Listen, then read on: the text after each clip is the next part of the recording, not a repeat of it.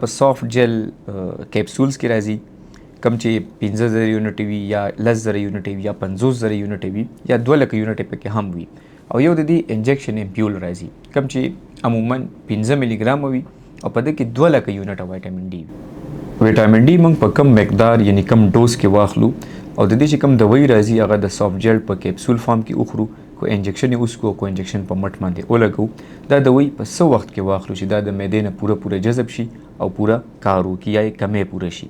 د کم خوراک سره یا د ورځې په کم وخت کې وایټامین ډي دوايي اخیستل پکار دي. کمې ولې راځي؟ د تشخیص لپاره کم ټیسټ کیږي او پاکستان کې کمې ښې دوايانې ښې کمپنیانې وایټامین ډي جوړوي چې موږ په اعتبار کولی شو د کمی علامات یې څه دي.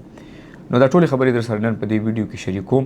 امید ده چې تاسو به ډېره زده کړه وکړئ او د وایټامین ډي باره کې ټول معلومات به تاسو ته وشي. اکثر وایټامین ډي خلک زیات اخلي، د ډېر وخت لپاره یې اخلي، د هغې په نتیجه کې کیلشیم سیوا شي یا وایټامین ډي سیوا شي چې هغه زموږ رګونو ته، زړه ته او ګردو ته نقصان ورکولی شي. په دې ویډیو کې تاسو سره زه د یو مریض ریپورټ هم شیر کوم چې دغه وایټامین ډي زیات راغلی و، بیا دغسې دغه کیلشیم هم د هغې په نتیجه کې زیات شوی و. نو څومره وخت دپاره وایټامین ډي اخیستل پکار دي؟ زما نوم ډاکټر شهریار خان دی، زه یو کنسلټنټ کارډیالوجسټ یم او زه کوشش کوم چې د خپلو خلکو دپاره په ساده پښتو ژبه کې د طب متعلق خبرې وکړم او د هیلث پروفیشنلز او د میډیکل سټوډنټس دپاره د میډیکل ایجوکیشن یعنی د میډیکل د سبق لیکچر هم ریکارډ کړم. نو د ټول ناول وایټامین ډي نن سبا ولې په موږ کې کم دی؟ کم ځکه دی چې قدرتي توګه باندې وایټامین ډي د نور نه زموږ سرمن یعنی سکین دا جوړوي. خو نن سبا چونکې کارونه ټول په کور او په دفتر دننه شو، د نور سره زموږ کانټیکټ یا رابطه کمه ده. که نور ته وځو خو د ډېر لیګ ټایم دپاره یا بیا سن بلاکس هم لګولي وي، ځان په کپړو کې کور کړی وي.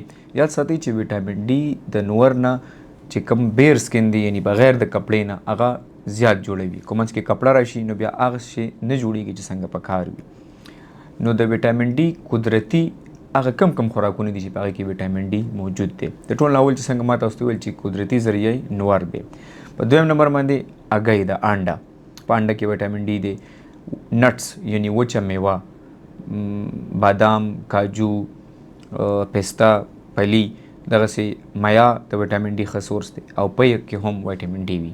خو یاد ساتئ چې کله وایټامین ډي په چا کې کم شي نو بیا دا په دې قدرتي خوراکونه باندې د هغې هغه کم مقدار نه پوره کیږي، بیا به خامخا دا دوايي اخلي.